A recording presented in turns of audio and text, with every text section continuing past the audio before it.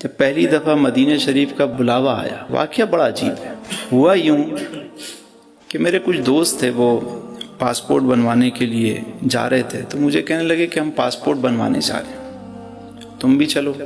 میں نے کہا چلو جی، میں بھی چلتا ہوں۔ پاسپورٹ پہلے وہ مینول بنتے تھے، بس تصویر لگائی، ٹھپا چھپا لگا کے ہوتے دیتے تھے، بڑا ایزی تھا۔ یہ 94 کی بات ہے، اس وقت میں جاب کرتا تھا۔ تو کچھ دنوں کے بعد پاسپورٹ بن کے آیا، تو میرے دوست کو میں نے کہا کہ یار تم جاؤ گے تو میرا بھی اٹھا لینا۔ کچھ عرصے بعد اس کی کال آئی، کہنے لگا کہ تمہارا ویزا لگ گیا ہے، مبارک ہو، مدینہ شریف کا، تو تیاری کرو۔ پہلے ہم بغداد شریف جائیں گے اور پھر وہاں سے ہم مدینہ شریف جائیں گے۔ رمضان کا مہینہ ہے، پورا مہینہ وہیں گزاریں گے، اور 30,000 روپے کا خرچہ ہے۔ کتنا؟ انتظام کرو۔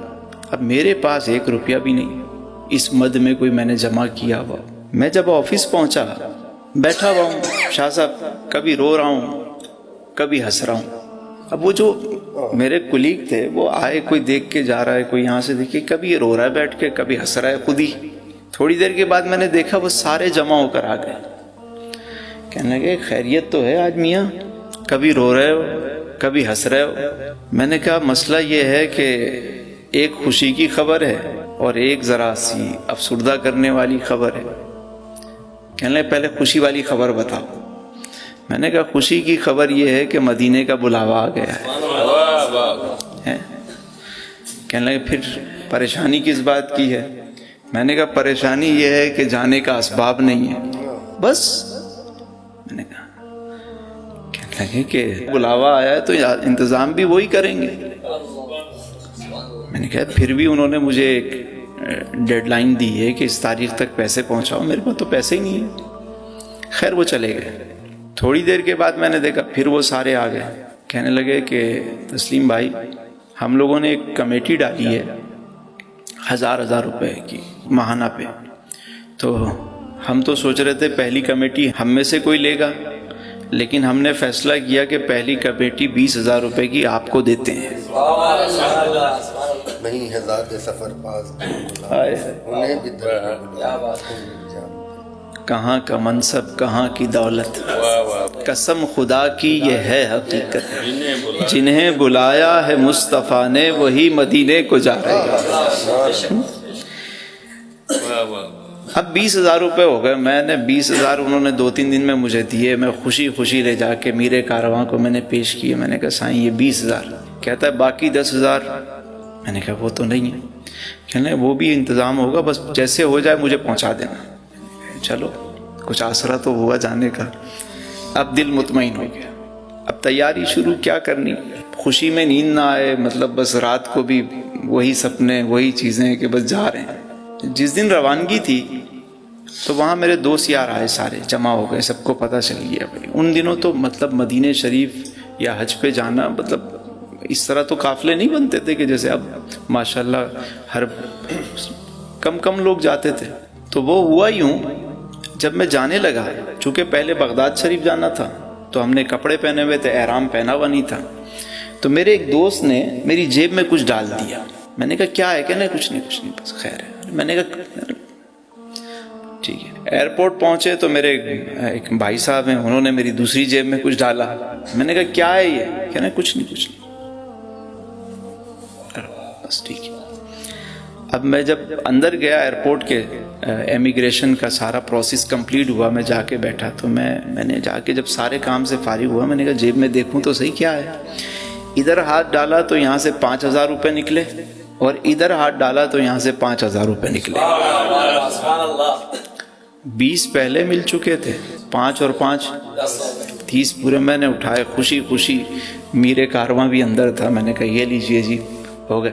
کہنے لگے میں نے کہا تھا نا ہو جائیں گے، تم خامخواہ پریشان ہو رہے تھے۔ اب ہم چل پڑے، 10 دن ہم بغداد شریف میں رہے، اور پھر اس کے بعد مکہ المکرمہ، پھر مدینہ المنورہ میں پہنچے۔ ماشاءاللہ بڑا رمضان کا مہینہ، سحری افطار، شب و روز گزر رہے ہیں، پہلی حاضری تھی بس۔ اب آخری 2 دن رہ گئے قافلے کو واپس آنے کے لیے۔ ہوٹل میں نا سب ایک ہی کمرے میں سوتے تھے، یعنی سارے گدے بچھا کے۔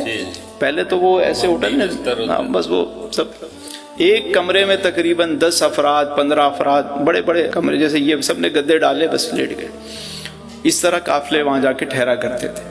تو میں یہ دیکھتا تھا کہ کوئی وہاں سے تھیلا بھر کے لا رہا ہے شاپنگ کر کے، کوئی کھجوریں لے کر آ رہا ہے، کوئی تسبیحاں لے کر آ رہا ہے، کوئی کچھ لا رہا ہے، اور سب جو ہے وہ پیکنگ کر رہے ہوتے تھے، اور میں دیکھ رہا ہوتا تھا کہ بھئی مجھے بتا رہے ہو تسلیم بھائی آج ہم نے یہ خریداری کی، آج ہم نے یہ خرید۔ میں نے کہا ماشاءاللہ جی۔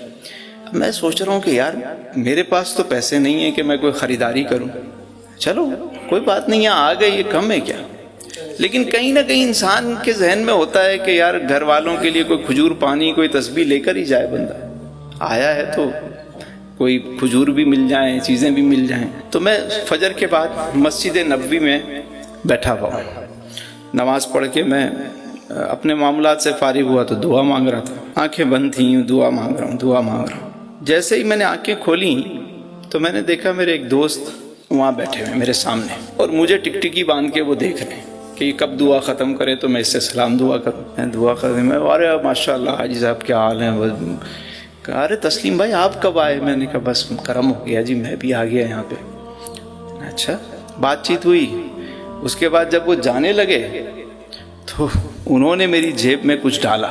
میں نے کہا سائیں کیا ہے؟ کہنا نہیں کچھ بس آپ، ارے نہیں رکھ لو۔ خیر وہ چلے گئے۔ میں جب فارغ ہوا باہر نکلا مسجد سے، حرم سے باہر آیا تو میں نے جیب میں ہاتھ ڈالا تو اس میں 200 ریال تھے۔ کتنے؟ 200 ریال۔ میں نے گنبد کی طرف دیکھا اور میں نے کہا واہ بات سونا، منگتے خالی ہاتھ نہ لوٹے، کتنی ملی خیرات نہ پوچھو، ان کا کرم پھر ان کا کرم ہے، ان کے کرم کی بات نہ پوچھو، بن مانگے دیا اور اتنا دیا۔